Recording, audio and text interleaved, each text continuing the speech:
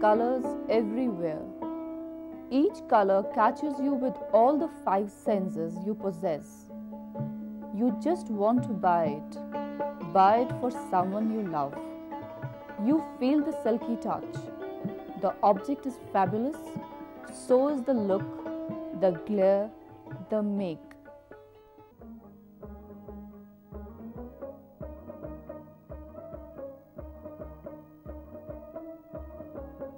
Behind all this, there's a story.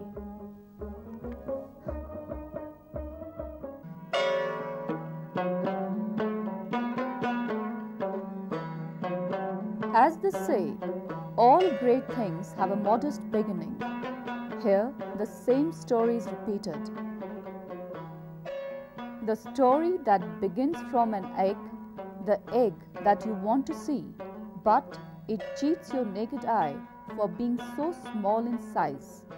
But what about the product? The product, as you see, is the second name of beauty. Softer, smoother, and yes, going by the name silkier.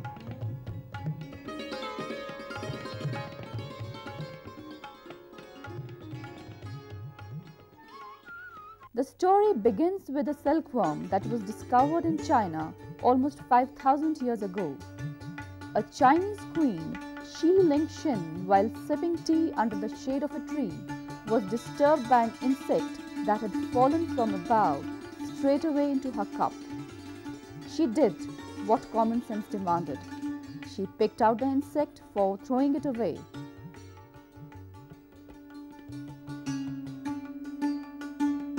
But to her surprise, her hand, instead of catching hold of the insect, caught the end of a fine fiber. More she pulled it out, more it got stretched.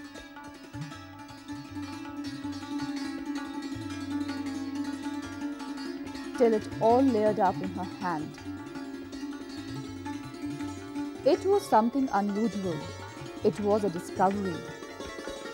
Chinese government bottled up a newly discovered fiber and guarded it as a state secret. But then, as the fiber was valued high, beans had to be spilled and the cell culture spread to the other parts of the world. The life cycle of the worm itself is a very interesting phenomenon. Here it goes. Moths are placed in typically shaped metallic cones to lay down the eggs in abundance.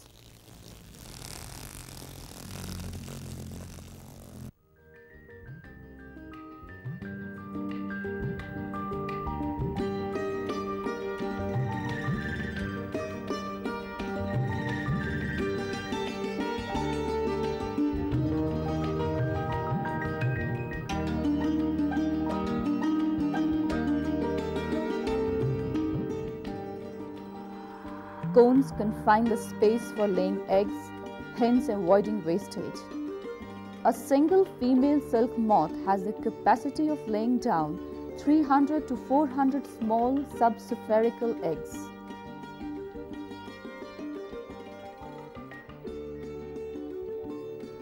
The eggs are fed with meshed up mulberry leaves.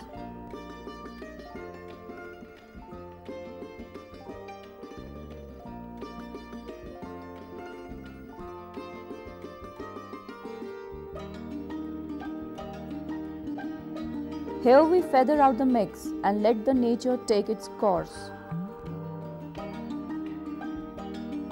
As the larva appears on the mulberry leaves, worms are spread over trays in the hatching shed, maintaining the temperature at 25 degrees centigrade.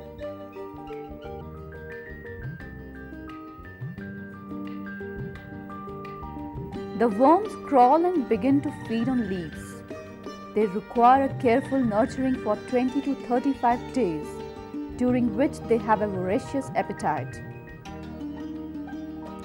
They go on eating and eating and eating till they are packed to full and they stop. During the last 7 to 10 days of this course, they have their final feed. They don't just eat, they devour the leaves with great gluttony. Unbelievable as it may sound, A silkworm feeds on the leaves 30,000 times of its own weight and gains in weight about 10,000 times more and measures 5 to 9 centimeters in length when fully grown.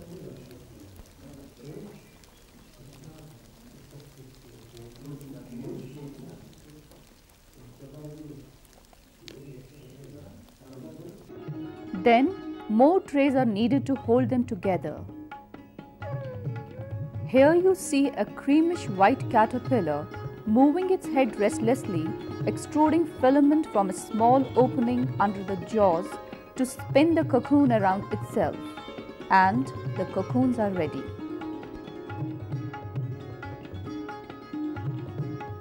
While spinning the cocoons around itself, the worm normally dies.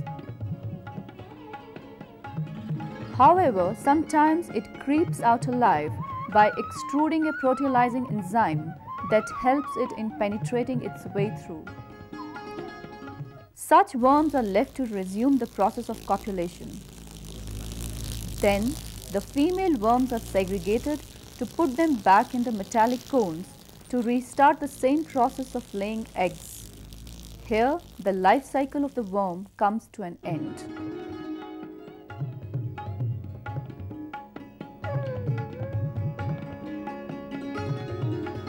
The cocoons are then sorted out carefully according to color, size and texture. Cocoons are then put into hot water with temperature ranging from 82 to 93 degrees centigrade for 10 to 12 minutes in basins fitted with steam coils.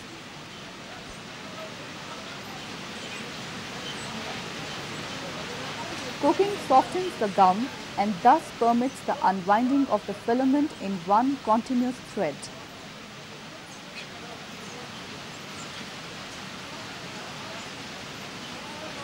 The loose ends of the filaments from the required number of cocoons are drawn under tension to form a single uniform rounded thread that is wound in reels. Reeling is the process of unwinding the cocoons to produce continuous thread of raw silk. The spools of real silk are soaked in.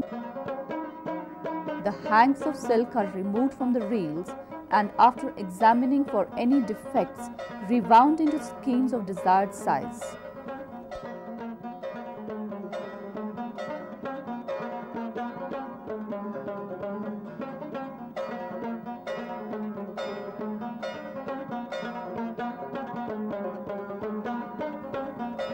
Skeins are then packed compactly and suitably according to quality and are marketed usually in bales.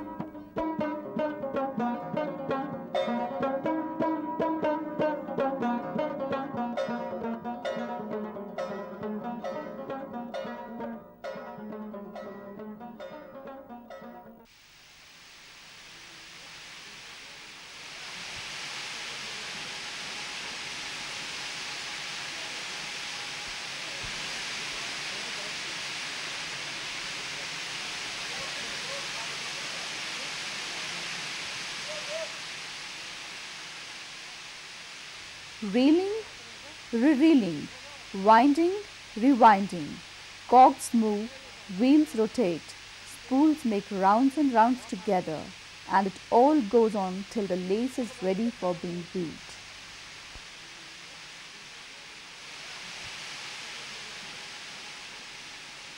The machines tirelessly keep on making warp and the woof. To make it understandable, the thread that extends throughout the length of the fabric is termed as warp and the one that goes across is named as woof.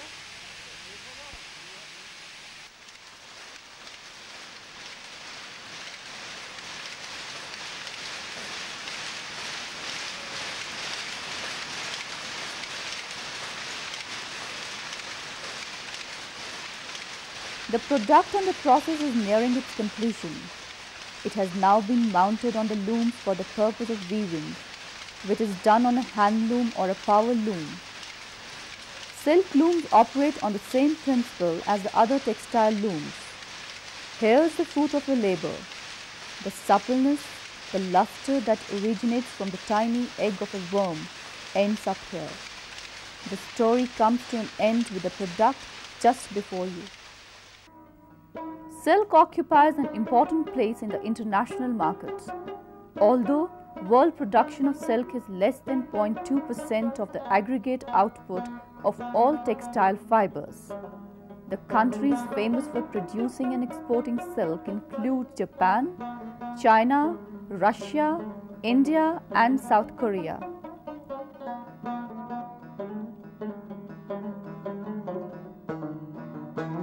Within India, the states that have a major contribution in the field of silk production are Karnataka, Jammu and Kashmir, and West Bengal.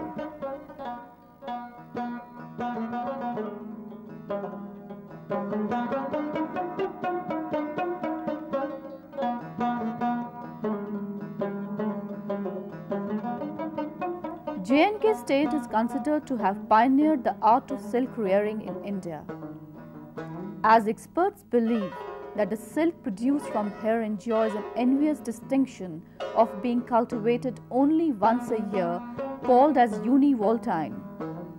In comparison, that silk produced elsewhere in India is cultivated up to 5 times during 1 year, called multivoltine.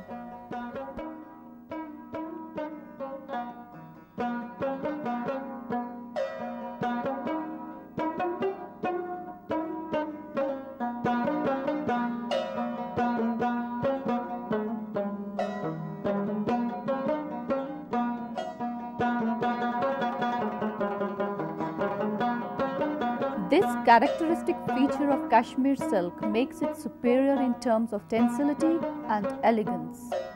But the story has a tragic part.